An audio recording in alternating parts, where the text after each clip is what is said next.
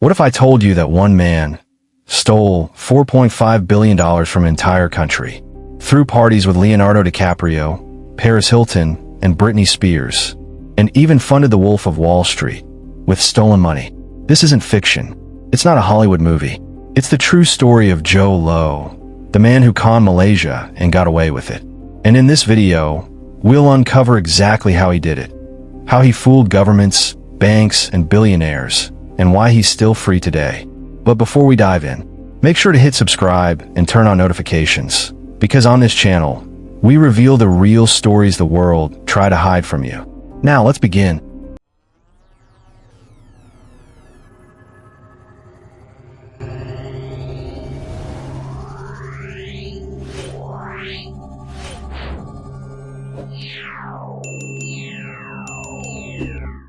It all started in Malaysia, in a modest middle-class home.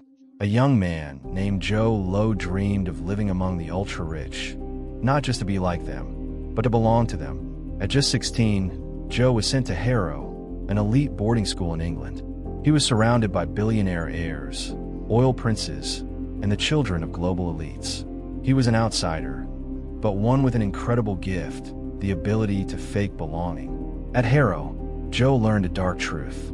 The appearance of wealth can open any door, and that lesson would one day cost Malaysia billions. To fit in, Jho borrowed a friend's 160-foot yacht, replaced all the family photos with his own, and told classmates it was his. When that worked, he went further, forging letters from the Brunei embassy to get VIP access to London's top clubs.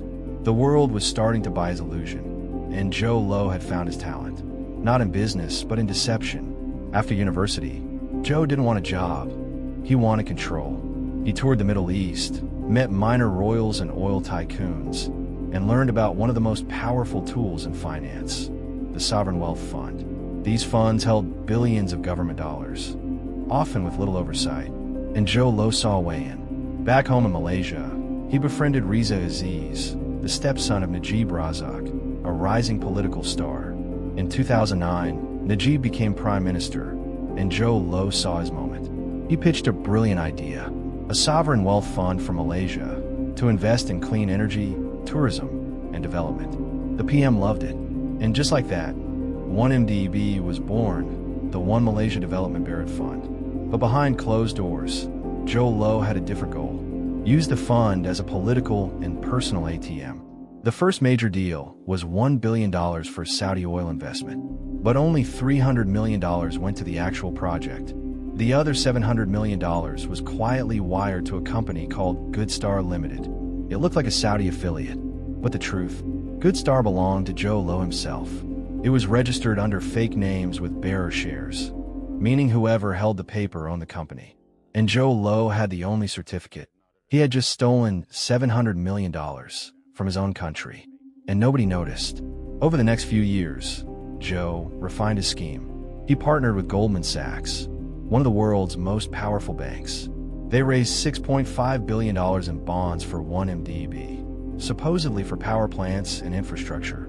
In reality, billions were siphoned through shell companies, fake ventures, and offshore accounts across the Cayman Islands and Switzerland. Goldman Sachs earned $600 million in fees, 200 times their usual rate.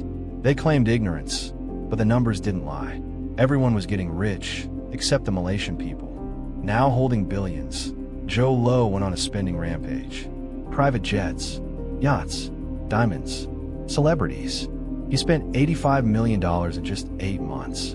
He paid Paris Hilton and Leonardo DiCaprio to attend his parties, bought a $2 million bottle of champagne, and hired Britney Spears to jump out a cake singing "Happy Birthday." He once flew from Sydney to Las Vegas just to celebrate New Year's twice in one night. But the ultimate irony? He financed The Wolf of Wall Street, a movie about a man who commits financial fraud using stolen money. At the Golden Globes, Leonardo DiCaprio thanked him publicly. Hollywood had no idea they were partying with a thief. In 2015, it all started to unravel. A whistleblower leaked confidential emails. Investigators found billions missing from 1MDB. The scandal shook Malaysia. By 2018, Najib Razak lost the election, ending his party's 60-year rule. Police raided his home. They found $274 million worth of jewelry, handbags, and cash. Najib was arrested and later sentenced to 12 years in prison. Goldman Sachs paid billions in fines. Executives were charged. But Jho Low, he vanished. Reports suggest Jho Low fled to China, protected by shadow networks and private security. He's rumored to move between luxury apartments, under fake identities, guarded 24/7. Interpol has issued red notices, but he remains free. He's now a ghost, a billionaire without a country. He can't travel, can't show his face, but he's still out there. The man who threw the world's wildest parties now lives in silence. Jho Low's story is more than a scandal. It's a warning. He showed how appearance can outweigh truth, how money can buy silence, and how corruption at the top can destroy nations.